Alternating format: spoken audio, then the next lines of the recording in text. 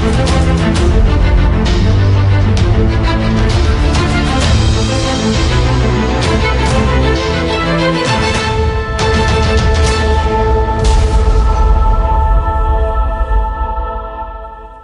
is the deck that you guys been waiting for. So you got to start out with the Numeron Wall. This is a key card deck, self-explanatory. It activates network directly. It is not ashable. You can stop it with other cards of hand traps, but ash does not hurt this deck at all.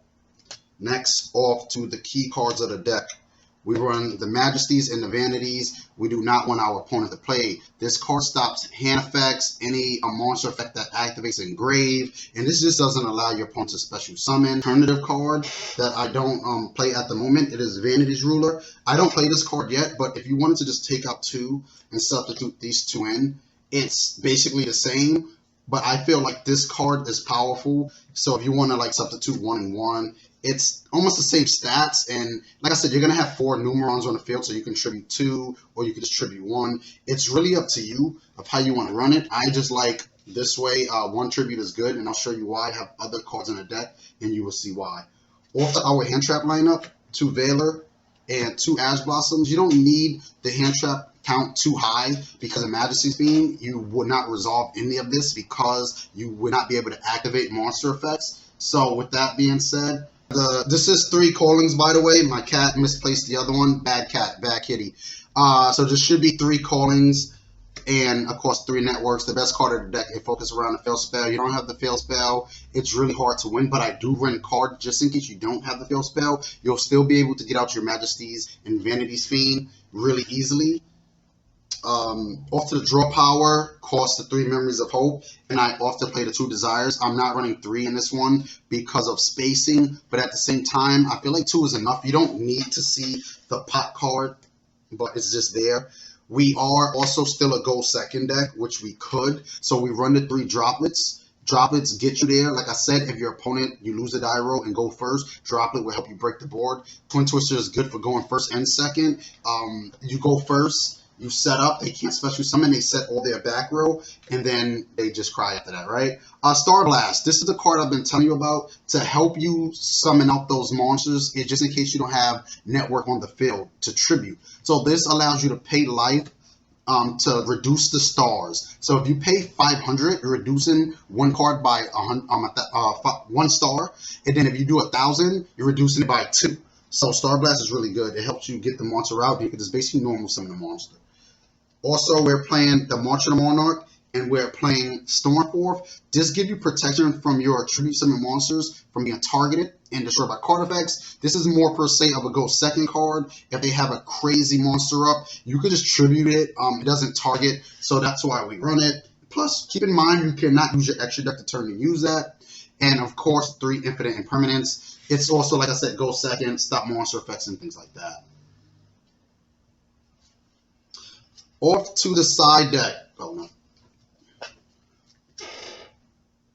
Off to the extra deck, we play the number 4, number 3, number 2, and number 1. Self-explanatory. You have to play them. That's a Numeron deck. That's what they do. Your OTK or your go first tribute. Like I said, you can also run 1 more because I do run Link Spider in this deck, as you will see. You can run 1 more extra one. So when it is if you go first, you could just use 1 tribute if you don't have Memories of Hope. Then you can do it that way. Like I said, we have the Link Spider. It's just there for Nibiru happens to, like, say you don't have anything. You go, sorry, use your day Nibiru. At least next turn, you can use Droplet on this card. We run the Megaclops, of course, is the easiest card to make. Appaloosa, just in case you don't have the other cards and you just want to negate 4. So I use your draw engine so you can dig deeper, and Link Spider, just in case. You can pick any card of the Link Spider, to be honest. We also run this package here. This is our Awakening the Dragon package. Guys, Awakening the Dragon is really good. A lot of people are going to try to blow up your back row, especially game 3 when you're going to set so much and they know you're going first. They're going to try to blow it up. They won't see it coming. Raid Raptor, Last Warrior, any of these cards with your Majesty's Fiend. It's just really good because this is an effect where your opponent summoning stops. You get what I'm saying? So you don't even need to activate this effect. So is Falcon. So it's really good, especially when you're going first or going second as well. So either way, it really works. Last but not least, we're going to go to our side deck. 2 Drolin Lockbirds, 2 Lanciers, Drytron, Morpher Tri-Brigade going second, and things like that. So you want to also be ready. You don't want to just think you're always going to win a die roll. Back row heavy decks, we are running our Harpy's Feather Duster, and we are running our Red Reboot.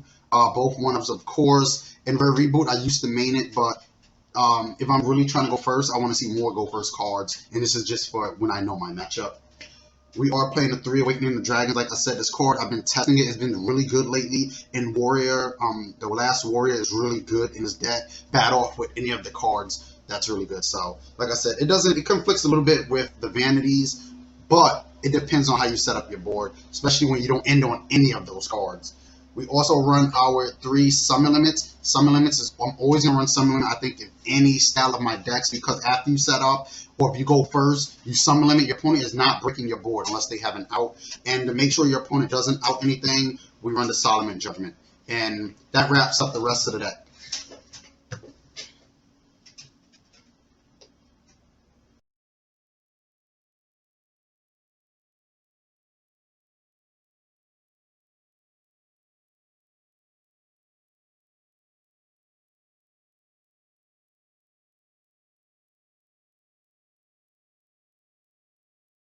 Okay, so that is the deck profile. I hope you guys liked. I hope you guys enjoyed. Test it out. As you can see, the budget is down below. Some cards is a little pricey, but there are definitely substitutes. If you need substitutes, just link me in the bio, and I'll show you substitute for certain cards like Droplet and things like that, which Droplet is really the most expensive card in the deck. But you can also use other things like Forbidden Chalice as well. But make sure, once again, you like, comment, subscribe. It helps out the channel. It helps out the DD Gods. You already know what it is. You see the merch. You see the in the back, the big size. We sell those too. We sell these. You sort of play Matt. And we are ready. So let's go. I'm happy you guys was watching this video. And